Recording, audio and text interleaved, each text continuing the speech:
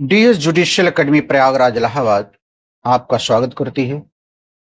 यह एकेडमी जगराम चौराहा प्रयागराज कचहरी के पास है।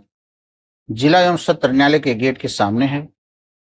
एकेडमी सभी छात्रों को विभिन्न विषयों पर नित्य नए ज्ञान से अवगत कराती रही है। आज हम आपको सीआरपीसी में अपने लेक्चर सीरीज के बारे में एक नया कानून बताने जा रहे हैं। वह है बीएनएसएस यानी भारतीय नागरिक सुरक्षा संहिता की धारा 356।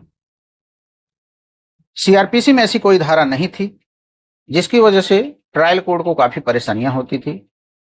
अभियुक्त फरार हो जाते थे, फरार होने के बाद मिलते नहीं थे, उनका ज्वाइंट ट्रायल रहता था तो सेपरेट फाइल करानी पड़ती थी। 356 एक नई धारा आई 1 जुलाई 2024 से यह धारा लागू हुई। 3 जुलाई 2026 के बाद अगर कोई अपराधी फरार हो जाता है और निकट भविष्य में उसे गिरफ्तार होने की संभावना नहीं है, ऐसी दशा में चाहे उसका विचारण संयुक्त रूप से किसी के साथ हो या चाहे अलग रूप से किसी के साथ हो, उसके विरुद्ध न्यायालय बिना उसकी उपस्थिति के भी उसका ट्रायल कर सकता है। अगर वो फरार है तो माना जाएगा कि वह अपने अभियुक्त के रूप में प्राप्त अधिकारों का प्रयोग नहीं करना चाहता है। ऐसी दशा में न्यायालय न्याय हित में उसकी अनुपस्थिति में विचारण भी करेगा और निर्णय भी दे सकता है। लेकिन इतना ध्यान देना होगा, इस पर कुछ शर्तें हैं। पहली शर्त यह है कि उसकी अनुपस्थिति में जो भी आरोप लगाया जाएगा, चार्ज फ्रेम होगा, चार्ज की तारीख से 90 दिन बाद ही ऐसे अभियुक्त का विचारण उसकी अनुपस्थिति में किया जाएगा।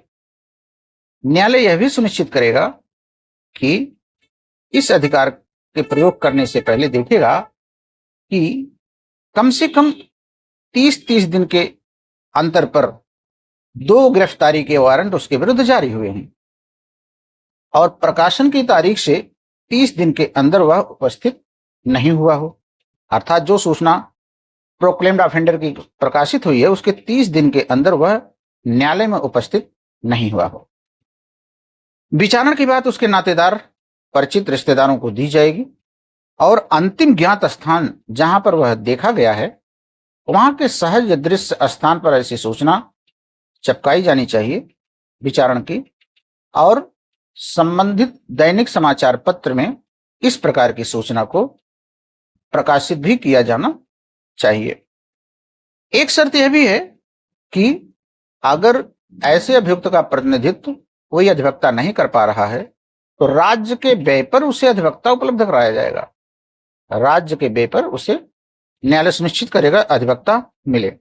अभियुक्त के नेगेटिव पॉइंट क्या है? अभियुक्त अपील इस मामलों में अगर वो करना चाहता है तो उसकी अपील तब तक क्रिमिनल मैटर में नहीं होगी जब तक कि अपीलीय न्यायालय के समक्ष ऐसा फरार व्यक्ति उपस्थित नहीं हो जाता है। अपीलीय न्यायालय में बिना उपस्थित हुए उसकी अपील नहीं सुनी जाएगी। अर्थात चूंकि न्यायालय को सहयोग नहीं कर रहा है, कम विद क्लीन हैंड, न्यायालय में स्वच्छ हाथों नहीं आ रहा है, इसलिए अपील न्यायालय के समक्ष उसकी उपस्थिति आवश्यक है। अंत में ध्यान देना है कि अगर किसी अभियुक्त की दोष सिद्ध बिना उसकी उपस्थिति के हुआ है, उसकी दोष सिद्धि से वो अपील करना चाहता है तो 3 वर्ष के बाद कोई अपील नहीं कर सकता। एक 356 में नई संहिता के नई धारा में 3 वर्ष बाद वह फरार अभियुक्त अपने दंड के खिलाफ कोई अपील नहीं कर सकता। तो फरार अभियुक्त अगर अपने अधिकार का प्रयोग नहीं करना चाहता है, ना करे। समस्या है, जो समस्याएं पहले आती थी, सेपरेट फाइल करवाना पड़ता था, अब उसका न्यायालय विचारण करके अलग से उसको दोषी ठहरा सकता है। भागने से किसी अभियुक्त की जान अब नहीं बच सकती है। उसका ट्रायल होगा, उसको सजा मिलेगी, उसे अपील नहीं करने दी जाएगी बिना वहां उपस्थित हुए, और दोष सिद्ध अगर हुआ है तो 3 वर्ष बाद कोई अपील वह नहीं कर सकता। सभी छात्रों को बहुत बहुत धन्यवाद।